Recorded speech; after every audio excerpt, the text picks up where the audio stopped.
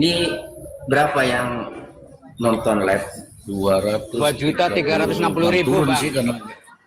2.360.000. Ya. Ayo, tap. Silakan mau diskusi lagi, silakan. Ya. Boleh tanya-tanya kasus Pauman nggak? Pak Tony, boleh tanya-tanya kasus Pauman nggak? Boleh. Proses bandingnya Pak Tony udah sampai mana itu Pak Tony? Dan kira-kira apakah udah dapat? Silakan Pak. Jadi banding resmi itu saat putusan Ririn ya 8 Juli dan Ririn langsung menyampaikan banding. Jadi itu banding resmi, pernyataan banding. Kalau setelah putusan biasanya kan pikir-pikir tuh Mr. J. Nah, maka mulai bandingnya itu kapan mengajukan akta banding atau pernyataan banding. Namun karena Ririn langsung menyatakan banding karena ia yang mengalami, ia yang tidak terima dan bahkan tidak konsul dulu tuh sama lawyernya ya, karena dia merasa tidak melakukan sehingga langsung kan banding. Nah, kemudian banding itu kan harus ada memori. Memori banding menurut aturan 7 hari setelah pernyataan banding. Nah, berarti tanggal 15 Juli terakhir tuh menyampaikan memori banding dan udah dilengkapi memori banding. Saya buatkan memori banding karena sudah otomatis Ririnnya udah banding, maka kami sebagai advokat langsung membuatkan memori banding. Banyak pertimbangan-pertimbangan yang seperti Mr. J bahas dan banyak juga alat bukti yang diabaikan, kejanggalan-kejanggalan yang selama ini dikumpulkan oleh majelis hakim tidak dijadikan pertimbangan. Seperti hakim pernah menanyakan kepada saksi perbalisan, saudara saksi, adakah rekaman CCTV Budi masuk toko? Lalu dijawab oleh 2 saksi perbalisan itu tidak ada.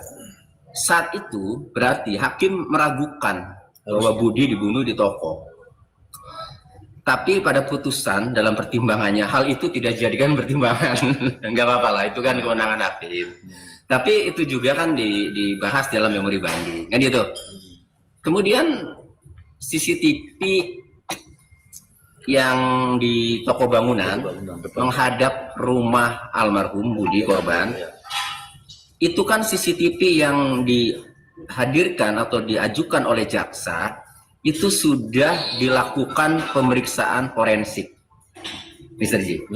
Meski hasilnya tidak ada maksud pemeriksaan, namun CCTV itu sudah melalui pemeriksaan forensik sehingga sah menjadi alat bukti.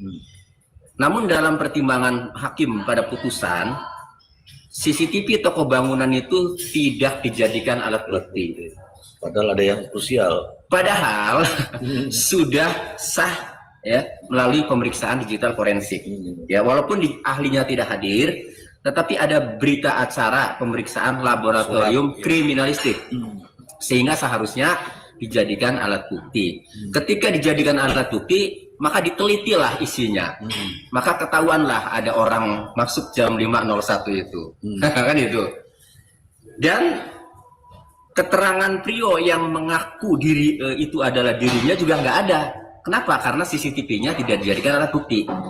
Nah, alat bukti yang sudah melalui pemeriksaan forensik yang tidak dipertimbangkan menjadi alat bukti itulah menjadi alasan banding juga dalam memori banding. Dan itulah diantaranya ya. Dan masih banyak lagi lah ya. Itu kalau kan contohnya atau salah 2 di antara alasan memori banding itulah diantaranya. Kemudian satu lagi, jangan nanya banyak-banyak. Satu lagi ini yang sangat penting. Hasil pemeriksaan laboratorium forensik, Mr. J, bahwa yang diangkut dari kios ke mobil itu kan suatu benda.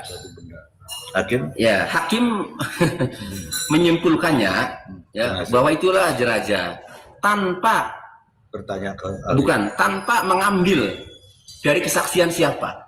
Kan gitu. Kan biasanya berdasarkan keterangan saksi A bahwa itu mayat kan itu. Nah, itu meskipun awalnya itu dari Prio, tetapi tidak diambil dari Prio. Jadi sehingga hakim mengacu kemana?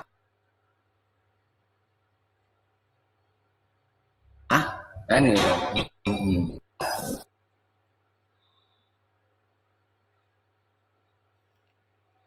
Gitu oleh hakim pengadilan tinggi. Apakah pertimbangan semacam itu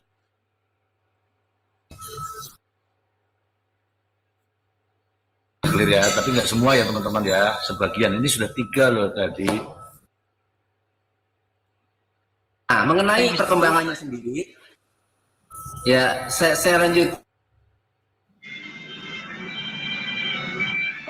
menunggu pengiriman berkas dari pengadilan negeri Indramayu ke pengadilan. semua, baik memori banding pembanding Ririn ya maupun memori banding jaksa, karena sudah ada semua. iya SOP terdakwa banding, jaksanya banding lagi kan. Nah, semua saya lihat di i-Berpadu ya, bisa dilihat itu udah lengkap semua. Tinggal menunggu pengiriman ke dikirim ke pengadilan tinggi, kita tinggal menunggu putusan.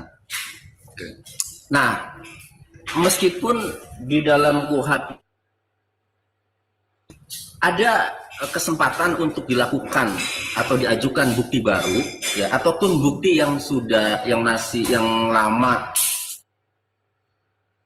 itu, tetapi itu Bang Nelson, tapi itu memakan waktu lagi sidangan. Jadi untuk sementara biar putusan itu dievaluasi oleh pengadilan tinggi. Itu aja sebentar. Ya, Hukum muda ini Bang Nelson Kapoyos.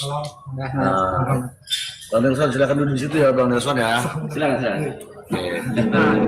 Jadi kita tanya tentang amak kumal. Ya. Saya izin bertanya, Mr. G, karena harus disampaikan ini ke Bang Tony ya. Kemarin ada yang nggak bisa tidur, bertanya kepada saya. Kenapa Bang Tony waktu sidang-sidang kemarin nggak hadir gitu loh. Jadi bukan materi sih sebenarnya. Banyak fans Bang Tony Jadi yang bertanya gitu kan. Ya. Pertanyaannya kemana gitu? Dekat-dekat sini. Ada yang gelisah Atau bagaimana pertanyaannya? Bang Tony masih pengacaranya gitu. Iya, kemana Bang? Gimana tadi siapa yang nanya? Saya. Itu Siapa namanya? apa tuh 13-12 ya?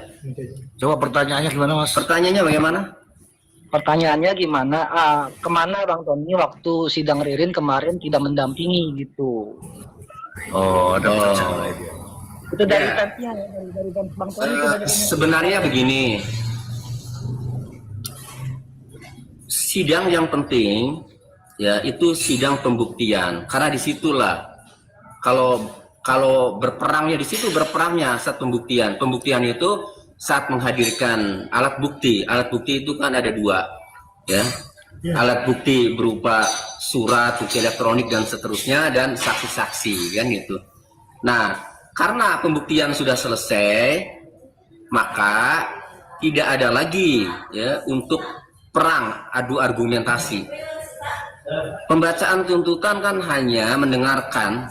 Jadi kalau mendengarkan ya sudah Pak Jerry saja, tidak perlu saya, karena hanya sifatnya mendengarkan jaksa membacakan tuntutan, Mr. J. Kemudian pada saat pledoi, nah itu kan tinggal membacakan. Lalu siapa yang menyusun? Yang menyusun juga saya itu. Oh, Yang menyusun saya sama